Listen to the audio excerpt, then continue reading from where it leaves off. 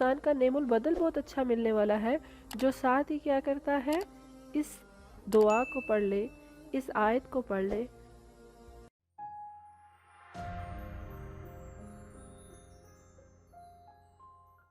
السلام علیکم میرے محترم ناظرین، کیسے ہیں آپ سب؟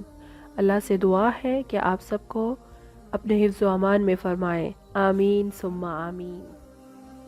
آج کا ہمارا ٹاپک ہے انا للہ و انا الیہ راجعون۔ بے شک ہم اللہ کے لیے ہیں اور ہمیں اسی کی طرف لوٹنا ہے۔ اچھا، اس چیز کو ہم نے کیا کیا ہوا ہے، ایک فکس جگہ پہ ہی پڑھنا ہے، یعنی کسی کی ڈیتھ ہو جائے اور تب ہم کیا کرتے ہیں، بس یہ پڑھ لیتے ہیں انا للہ و انا الیہ راجعون۔ کسی کی خبر سنی، ساتھ ہی پڑھ لیا انا للہ و انا الیہ راجعون۔ جبکہ حضرت محمد صلی اللہ علیہ وسلم کا طرز عمل ایسا نہیں تھا۔ حضرت محمد صلی اللہ علیہ وسلم نے ہمیں کچھ اور ہی بتایا ہے، لیکن ہم نے کیا کیا، چیزوں کو فکس کر دیا۔ تو ہم انا للہ و انا الیہ راجعون کو آج احادیث میں دیکھتے ہیں کہ حضرت محمد صلی اللہ علیہ وسلم کا طرز عمل کیسا رہا۔ حضرت سعد ابن جبیر فرماتے ہیں انا للہ و انا الیہ راجعون پڑھنے کی ہدایت صرف اس امت کو کی گئی ہے۔ اس نعمت سے پہلی امتیں اپنے نبیوں کے محروم تھیں۔ یعنی یہ کیا ہے، یہ فضیلت بتائی جا رہی ہے۔ اب نمبر 2، ایک مرتبہ جناب رسول اللہ صلی اللہ علیہ وسلم کے نعل مبارک کا تسمہ ٹوٹ گیا۔ آپ صلی اللہ علیہ وسلم نے انا للہ و انا الیہ راجعون پڑھا۔ صحابہ رضی اللہ تعالی عنہم نے عرض کیا، یا رسول اللہ، یہ بھی مصیبت ہے؟ حضور صلی اللہ علیہ وسلم نے فرمایا، مومن کو جو امر ناگوار پہنچتا ہے وہی مصیبت ہے۔ ایک اور جگہ حضرت ابو ہریرہ رضی اللہ تعالی عنہ سے مروی ہے کہ رسول اللہ صلی اللہ علیہ وسلم نے فرمایا کہ جب تم میں سے کسی کی جوتی کا تسمہ ٹوٹ جایا کرے تو انا للہ و انا الیہ راجعون پڑھا کرو، کیونکہ یہ بھی مصیبت ہے۔ یعنی ہم نے کیا کیا ہوا ہے، فکس رکھا ہوا ہے کہ جب کوئی مرتا ہے تو بس تبھی ہم نے پڑھنا ہے انا للہ و انا الیہ راجعون۔ جبکہ احادیث سے کیا ثابت ہے کہ نقصان کسی بھی قسم کا ہو رہا ہے، چھوٹا بڑا جیسا بھی نقصان ہے، اس پہ کیا پڑھنا ہے، انا للہ و انا الیہ راجعون۔ ایک اور جگہ حضرت ابن عباس رضی اللہ تعالیٰ عنہ سے روایت ہے کہ رسول اللہ صلی اللہ علیہ وسلم نے ارشاد فرمایا ہے کہ جس نے مصیبت کے وقت انا للہ و انا الیہ راجعون پڑھا تو اللہ تعالیٰ اس کی مصیبت کی تلافی فرما دیں گے اور اس کی آخرت اچھی کر دیں گے اور اسے ضائع شدہ چیز کے بدلے اچھی چیز عطا فرمائیں گے۔ یعنی نعم البدل اس کا بہت اچھا عطا فرمائیں گے کہ نقصان ہوا اور نقصان کا نعم البدل بہت اچھا ملنے والا ہے، جو ساتھ ہی کیا کرتا ہے، اس دعا کو پڑھ لے، اس آیت کو پڑھ لے، انا للہ و انا الیہ راجعون۔ حضرت ام سلمہ رضی اللہ تعالی عنہ فرماتی ہیں، میرے خاوند ابو سلمہ رضی اللہ تعالی عنہ ایک روز میرے پاس حضور صلی اللہ علیہ وسلم کی خدمت سے ہو کر آئے اور خوشی خوشی فرمانے لگے، آج تو میں نے ایسی حدیث سنی ہے کہ میں بہت ہی خوش ہوا ہوں۔ وہ حدیث یہ ہے کہ جس کسی مسلمان کو کوئی تکلیف پہنچے اور وہ کہے اللہم اجرنی فی مصیبتی واخلف لی خیرا منہا، یعنی خدایا مجھے اس مصیبت میں اجر دے اور مجھے اس سے بہتر بدلہ عطا فرما، تو اللہ تعالیٰ اسے اجر اور بدلہ ضرور ہی دیتا ہے۔ حضرت ام سلمہ رضی اللہ تعالی عنہ فرماتی ہیں، میں نے اس دعا کو یاد کر لیا۔ جب حضرت ابو سلمہ رضی اللہ تعالی عنہ کا انتقال ہوا تو میں انا للہ و انا الیہ راجعون پڑھ کر پھر یہ دعا بھی پڑھ لی، لیکن مجھے خیال آیا کہ بھلا ابو سلمہ رضی اللہ تعالی عنہ سے بہتر شخص مجھے کون مل سکتا ہے۔ جب میری عدت گزر چکی تو میں ایک روز ایک کھال کو دباغت دے رہی تھی تو حضرت صلی اللہ علیہ وسلم تشریف لائے اور اندر آنے کی اجازت چاہی۔ میں نے اپنے ہاتھ دھو ڈالے، کھال رکھ دی اور حضور صلی اللہ علیہ وسلم سے اندر تشریف لانے کی درخواست کی اور آپ صلی اللہ علیہ وسلم کو ایک گدی پر بٹھا دیا۔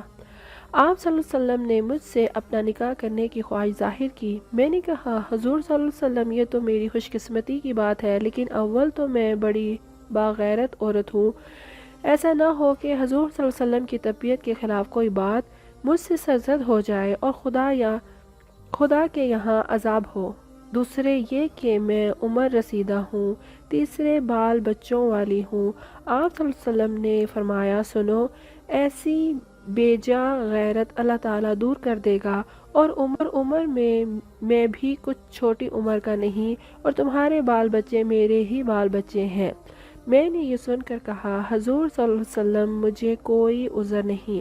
چنانچہ میرا نکاح اللہ کے نبی صلی اللہ علیہ وسلم سے ہو گیا، اور مجھے اللہ تعالیٰ نے اس دعا کی برکت سے میرے میاں سے بہت ہی بہتر یعنی اپنا رسول صلی اللہ علیہ وسلم عطا فرمائے۔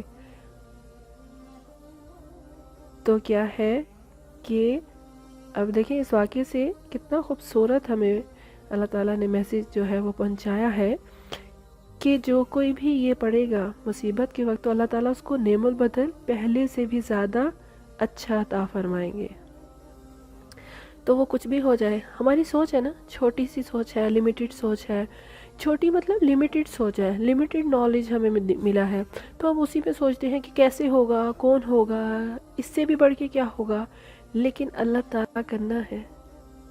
اور وہ رب، وہ ہستی جس کی صفات انلیمیٹڈ ہیں، رب جس ہستی کی صفات انلیمیٹڈ ہیں، تو وہ کیا کرتا ہے، وہی اسباب بناتا ہے اور وہی عطا فرماتا ہے۔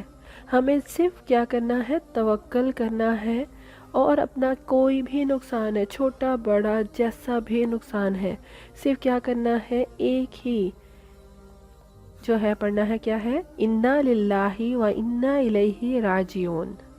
ایک اور جگہ ہے رسول اللہ صلی اللہ علیہ وسلم نے فرمایا جس کسی مسلمان کو کوئی رنج اور مصیبت پہنچے، اس پر گو زیادہ وقت گزر جائے، پھر اسے یاد آئے اور وہ انا للہ و انا الیہ راجعون پڑھ لے، تو مصیبت پر صبر کے وقت جو اجر ملا تھا وہی اب بھی ملے گا۔ یعنی اگر بعد میں بھی یاد آ جاتا ہے تو کیا کرے، پڑھ لے۔ تو آج سے ہم نے بھی اپنی لائف میں یہ چیز ایڈ کر لینی ہے، ایک عمل کی بات، ایک سنت۔ ہم نے کیا کرنا ہے کہ جب بھی ہمارا کوئی نقصان ہوتا ہے تو ہم کیا کریں گے، انا للہ و انا الیہ راجعون پڑھیں گے، اور جیسا بھی نقصان ہوا ہے اس پہ افسوس نہیں کرنا، ہو گیا، قسمت میں یہ لکھا تھا، یہ ہو گیا، ٹھیک ہے، اللہ تعالیٰ نے اس کا یہی ٹائم لکھا تھا، اس کو ایسے ہی لکھا تھا، ہو گیا۔ ہاں اس میں یہ چیز ہوتی ہے کہ اگر گلاس، ایک ایگزامپل ہے یہ، جسٹ ایگزامپل کے لیے، کہ ایک گلاس ہے اور وہ بالکل ہی کارنر پہ رکھا تھا، یعنی اور جیسے ہی کوئی گزرا تو وہ گر گیا۔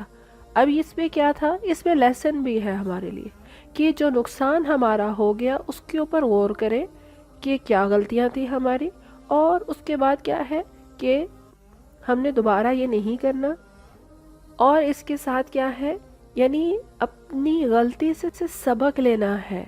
ڈپریشن میں چلے جاتے ہیں، ٹینشن میں چلے جاتے ہیں، افسوس ہی کرتے رہتے ہیں، سوچتے ہی رہتے ہیں اس بات کو، تو یہ چیز کیا ہے، یعنی اگر ہم سوچ رہے ہیں، افسوس کر رہے ہیں، تو ہم اللہ کی رضا میں راضی نہیں ہو رہے نا، اللہ پہ توکل نہیں آ رہا، بھروسہ نہیں ہے، نا امیدی میں جا رہے ہیں، کتنا کچھ کر رہے ہیں نا پھر ہم، یعنی ایک چیز نہیں خراب ہو رہی، کتنی چیزیں ہماری خراب ہو رہی ہیں، کتنے پوائنٹس ہیں ہمارے جو خراب ہو رہے ہیں۔ تو کیا ہونا چاہیے کہ دعا پڑھی، اللہ سے کیا کیا، رجوع کیا، اللہ پہ توکل کیا، بھروسہ کیا اللہ پہ، اللہ سے امید باندھی، اور اس کے بعد کیا ہے، ریلیکس ہو جائے کہ ہو گیا، اب کیا کرنا ہے، نیکسٹ ایسا نہیں ہونی چاہیے کوئی بھی غلطی، اور اللہ سے دعا کر لی، اب اللہ تعالیٰ دیکھیں کیا دیتے ہیں، کیا چیز ملنے والی ہے، بس۔